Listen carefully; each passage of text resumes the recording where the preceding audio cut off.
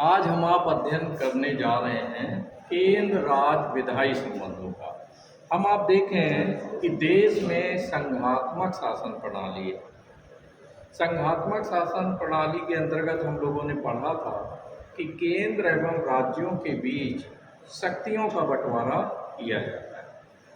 संघात्मक शासन प्रणाली जो हमारे देश की संघात्मक शासन प्रणाली है वो कनाडा के ज़्यादा नज़दीक है, यानी हमने संघात्मक शासन प्रणाली को कनाडा से ग्रहण किया।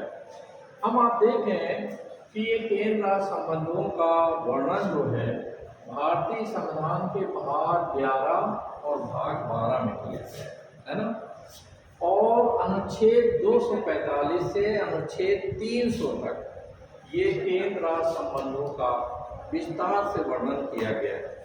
और उसमें भी खास करके इनको हम 3 भागों में बांट करके अध्ययन करेंगे। केंद्र राज्यों के बीच में वो संबंध हैं वो 3 तरह के हैं, विधायी संबंध और प्रशासनिक संबंध और तीसरे नंबर पर वित्तीय संबंध। अब केंद्र राज्य जो विधायी संबंध है इनका वर्णन भाग 11 में किया गया है, अनुच्छेद 245 से 255 तक।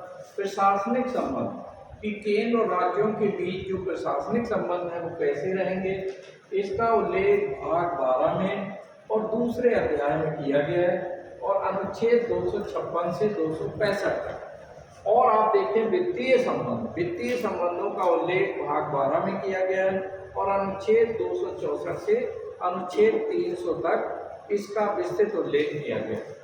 आज हम आप खास करके केंद्र राज्य विधायी संबंधों की चर्चा करेंगे। आप देखें जो केंद्र राज्य विधायी संबंध है इसमें ये देखना है कि विधायन के क्षेत्र, विधायन मीन्स कानून निर्माण को लेकर केंद्र और राज्यों के बीच किस प्रकार के संबंध हैं। तो हम आप देखें कि हमारे भारतीय संविधान की जो 7वीं अनुसूची है, कौन सी अनुसूची है? 7वीं अनुसूची के माध्यम से आप देखें संघ सूची, राज्य सूची और समवर्ती सूची के माध्यम से विषयों का क्लियर कट जो है विभाजन किया गया। हम आप देखें जो संघ सूची जो है इसका संबंध जो है खास करके आप देखें संघ सूची का संबंध है केंद्र सरकार से। इसमें ऐसे 97 विषयों का मूल संविधान में उल्लेख था जिन पर कानून जो है केंद्र सरकार बनाएगी। अब इसमें जो भी विषय शामिल किए गए संघ सूची में वो राष्ट्रीय महत्व के हैं, they are of national interest या नेशनल इम्पोर्टेंस, है ना। राष्ट्रीय महत्व के विषयों का उल्लेख संघ सूची में किया गया और इन पर कानून बनाने का काम हमारी संघीय संसद जो है वो करेगी। लोकसभा एवं राज्यसभा और राष्ट्रपति मिल करके इस संघ सूची के विषयों पर कानून निर्माण का काम करेंगे। मूल संविधान में इसमें 97 विषय थे और आप देखें 42वें संविधान संशोधन द्वारा इनमें वृद्धि हुई और क्रमशः वर्तमान समय में 100 के आसपास इसमें विषय हैं। लेकिन याद रखें कि उनका दायरा नहीं बदला, जो 97 है उसी में का गा जोड़ करके उन्हें आगे बढ़ाया गया। तो मौलिक स्ट्रक्चर 97 का ही है। इसमें आप देखें ऐसे विषय हैं जैसे कि आप देखें रक्षा जो है वो संघ सूची का विषय है, यानी जो मिलिट्री है उस पर कंट्रोल केंद्र सरकार का, और मिलिट्री से जुड़े हुए, सेना से जुड़े हुए जो भी कानून बनाए जाएंगे उनके वेतन संबंधी, सेवा नियमावली से जुड़े हुए वो सब के सब कानून जो है केंद्रीय संसद द्वारा उन्हें बनाया जाएगा। इसी तरह से आप देखें रेल है, रेलवे पर जो भी डिसीजन होंगे वो भी हमारी केंद्रीय संसद करेगी, है ना। इसी तरह डाकतार विभाग है, दूरसंचार विभाग है, इवन इनकम टैक्स है, इनकम टैक्स पर भी जो कानून बनाने का काम है वो हमारी केंद्र सरकार करेगी। तो हमें याद रखना है कि संघ सूची में वे विषय हैं जो राष्ट्रीय महत्व के हैं और आप देखें इस सूची में सबसे ज़्यादा विषय हैं, 97 विषय हैं। इससे आपको ये ध्यान रखना है कि हमारे जो विषयों का विभाजन है उसका पलड़ा जो है केंद्र की तरफ झुका हुआ है। किसके साइड में झुका हुआ है? केंद्र सरकार की ओर अधिक झुका हुआ है। राष्ट्र सूची में 66 विषय हैं और ये 66 विषय जो है क्षेत्रीय महत्व के हैं। They are of regional importance. कैसे हैं? जो क्षेत्रीय उसके हैं और इस पर कानून राज्य विधानमंडल, जो विधानसभा, विधान परिषद और राज्यपाल मिलकर राज्य सूची के विषयों पर कानून बनाए। इसमें अगर जैसे कोई बहुत ही महत्वपूर्ण विषय है पुलिस है, पुलिस राज्य सूची का विषय है, तो पुलिस के संबंध में जो भी निर्णय लिए जाएंगे वो राज्य विधानमंडल द्वारा लिए जाएंगे, है ना। आफ्टर ऑल हम आप देखें बहुत सारे हैं, वन भी है, कृषि भी है, विवाह भी है, ये तमाम इस तरह के 66 विषय राज्य सूची में दिए गए। अब हम आते हैं समवर्ती सूची। समवर्ती सूची में ऐसे विषय हैं जो राष्ट्रीय महत्व के भी हैं और क्षेत्रीय महत्व के हैं। इन्हें एक साइड कॉन्करेंट लिस्ट में समवर्ती सूची में डाल दिया। इन पर आप देखें कानून निर्माण का काम दोनों करें, केंद्र सरकार एवं राज्य। इसमें एक अगर प्रमुख विषय हम लोग लें तो शिक्षा जैसे अभी आप देखें इंटर तक जो आप एजुकेशन अगर यूपी बोर्ड से कर रहे थे तो यूपी बोर्ड संबंधी जो भी कानून थे वो प्रदेश सरकार बना रही है। साथ ही साथ आप देखें इंटर लेवल पर सीबीएसई बोर्ड भी है, आईसीएसई बोर्ड भी है, वो केंद्र सरकार के अंडर में है। इसके अलावा आप देखें अब आप आ गए यहाँ ग्रेजुएशन लेवल पर, तो स्नातक से लेकर के और जो ऊपर की शिक्षा है वो यूजीसी कंट्रोल करती है और यूजीसी केंद्र सरकार के अंडर में। तो आप देखें जो शिक्षा ऐसा विषय है जो जिस पर दोनों कानून बना, केंद्र और अगर टकराव हो जाए दोनों में तो ऐसी कंडीशन में फिर केंद्र कानून बनाएगा। ठीक है, तो समवर्ती सूची में वे विषय दिए हैं जिस पर दोनों कानून बनाएंगे और अगर विवाद की स्थिति आती है तो केंद्र सरकार का कानून, केंद्रीय संसद का कानून मानो। अवशिष्ट विषय यानी कनाडा के संविधान से हमने ये अवशिष्ट विषय वाला कंसेप्ट लिया। जिस तरह कनाडा में अवशिष्ट विषय केंद्र सरकार को दिए गए हैं, इसी तरह हमारे यहाँ भी अवशिष्ट विषय केंद्र सरकार को दिए गए। अब प्रश्न ये उठता है कि अवशिष्ट विषय में कौन से विषय, तो इनमें इन 3 सूचियों के अलावा जो नए विषय आते हैं वो अवशिष्ट विषय का पार्ट, इसका हिस्सा बन। और आप देखें अवशिष्ट विषय पर कौन कानून बनाएगा? केंद्र सरकार। केंद्र सरकार को अवशिष्ट विषय सौंप दिए गए। जैसे फॉर एग्जाम्पल आईटी का न्यू डेवलपमेंट हुआ है ना, फेसबुक हुआ, गूगल हुआ, ये नए जमाने की चीज़ें। जब संविधान बन रहा था तो एट दैट टाइम ऐसी कोई चीज़ नहीं थी। अब इसी के साथ साइबर क्राइम जुड़ गया, तो इस पर अब जो भी कानून बनाएगा वो केंद्र सरकार बनाएगी।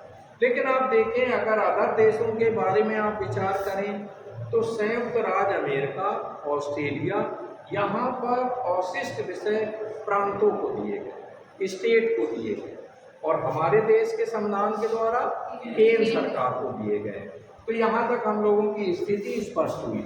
आगे हम आप देखें कि केंद्र राज्य जो विधायी संबंध है, इन संबंधों का पलड़ा जो है वो केंद्र की तरफ ज़्यादा झुका, यानी केंद्र सरकार का पलड़ा कई बिंदुओं को हम देखेंगे, जिस आधार पर देखेंगे कि किस प्रकार से जो केंद्र और राज्य जो विधायी संबंध लेजिस्लेटिव पावर्स हैं उनमें बढ़त जो है केंद्र सरकार की ज़्यादा है ना। इसमें आप देखें पहला बिंदु कि राज्य सूची का अगर कोई भी विषय जो 66 विषय हैं, केंद्र सरकार को ऐसा लगे, खासकर हमारी राज्यसभा को, कि ये विषय जो है राष्ट्रीय महत्व का है और इसे संघ सूची में डाल देना चाहिए, तो तुरंत उस विषय को राज्य सूची से हटा करके और संघ सूची में डाल दिया जाए। ठीक है, तो आप देखें राज्य सूची का कोई भी विषय अगर राष्ट्रीय महत्व का है तो इसकी घोषणा राज्यसभा करेगी और संघ सरकार संघ सूची में उसको हस्तांतरित कर दिया जाए। आप देखें अनुच्छेद 250 में कहा गया कि अगर आपातकाल की घोषणा होती है तीनों तरह का आपातकाल, चाहे 352 के अंतर्गत राष्ट्रीय आपातकाल हो या 356 के अंतर्गत राज्यों में संवैधानिक तंत्र की विफलता के आधार पर आपातकाल हो या 360 के अंतर्गत वित्तीय आपातकाल हो, तो ऐसी स्थिति में आप देखें कि राज्य सूची के सारे विषयों पर कानून बनाने का अधिकार जो है वो केंद्र सरकार को प्राप्त हो जाता है। सारी लेजिस्लेटिव पावर्स जो है प्रांतों की संघ सरकार के पास आ जाती है। नेक्स्ट आप देखें तीसरा, 2 या 2 से अधिक राज्य अगर केंद्र सरकार से आग्रह करें अनुच्छेद 252 के अंतर्गत कि भाई हमारे राज्य सूची का ये विषय, इस पर आप कानून बना लें, केंद्र सरकार कानून बना ले, तो ऐसी स्थिति में केंद्र सरकार उन 2 राज्यों, एक राज्य या एक से अधिक राज्य जो कि कहेंगे केंद्र सरकार से, तो वो उन विषयों पर, राज्य सूची के विषयों पर केंद्र सरकार कानून बनाना शुरू कर देंगे।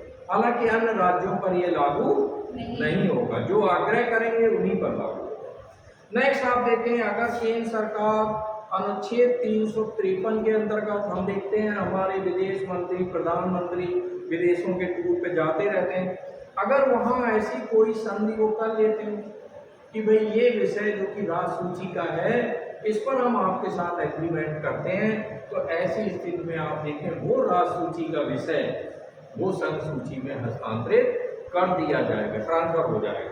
नेक्स्ट आप देखें, राष्ट्रपति को यह अधिकार दिया है, राज्य सूची पर जब प्रांतीय विधानसभा विधानमंडल जब कानून बनाती है तो ऐसी स्थिति में कई जो आप देखें विधेयक हैं वो राष्ट्रपति की अनुमति के लिए रख लिए जाते हैं। अब राष्ट्रपति अगर उन्हें अनुमति ना प्रदान करे तो ऐसी कंडीशन में वो जो प्रांतीय विधायन है वो रुक जाएगा, एक बार। दूसरा आप देखें, राष्ट्रपति को ये भी अधिकार दिया गया है, खास करके अनुसूचित जाति या अनुसूचित जनजाति से जुड़े हुए जो प्रदेश है उन पर भी विधायन का अधिकार जो है राष्ट्रपति को दिया गया। तो आप देखें, राष्ट्रपति की स्वीकृति के लिए जो जा रहा है विधेयक उसको वो वीटो कर सकता है।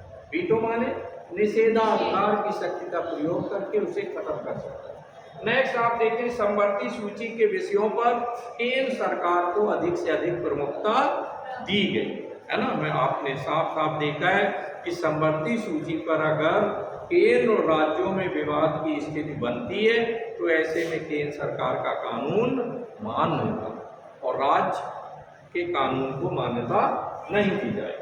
तो इस तरह से आप देखें कि किस प्रकार से ये जो झुकाव है, जो पलड़ा है, वो झुका हुआ है केंद्र।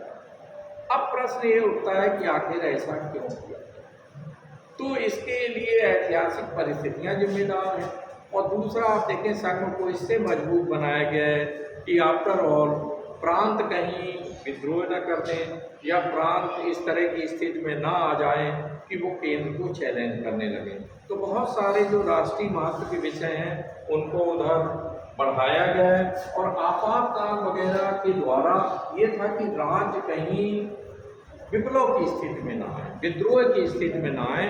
तो ऐसी स्थिति में जब वहाँ राष्ट्रीय आपातकाल घोषित कर दिया जाएगा तो उनकी सारी लेजिस्लेटिव पावर वो केंद्र के पास चली गई। अब आप देखें आलोचना का बिंदु ये है, पहला है कि राज्य सूची पर केंद्रीय नियंत्रण एवं हस्तक्षेप बहुत ज़्यादा है। आप लोगों ने अभी ये ऊपर देखा है कि आपातकाल की स्थिति में हो या राज्यसभा किसी भी राज्य सूची के विषय को डाल दे संघ की सूची में, अंतर्राष्ट्रीय संधियों की स्थिति में भी ऐसा है, 2 या 2 से अधिक राज्य अगर लिख कर दे रहे हैं तो भी भाई जो है केंद्र सरकार कानून बनाने लगेगी, या राष्ट्रपति का जो वीटो पावर है वो भी आप देखें केंद्र के पलड़े को मजबूत करता है। क्योंकि संघात्मक शासन प्रणाली है तो इसमें केंद्र और राज्यों के बीच एक क्लियर कट विभाजन होना चाहिए। ऐसा नहीं होना चाहिए कि सारी शक्तियां हम केंद्र सरकार को ही पकड़ा दें।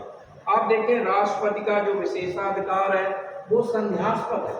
कभी भी केंद्र सरकार को ऐसा लगता है कि हमें राज्य सूची के इस विषय को लेना है अपनी साइड में, तो आप देखें राष्ट्रपति का जो केंद्रीय नियंत्रण उसे मिला हुआ है, ऐसी स्थिति में वो किसी भी राज्य सूची के विषय को बंद डब्बे में डाल सकता है या उस सूची के उस विषय को उठाकर केंद्र सरकार को सौंप सकता है।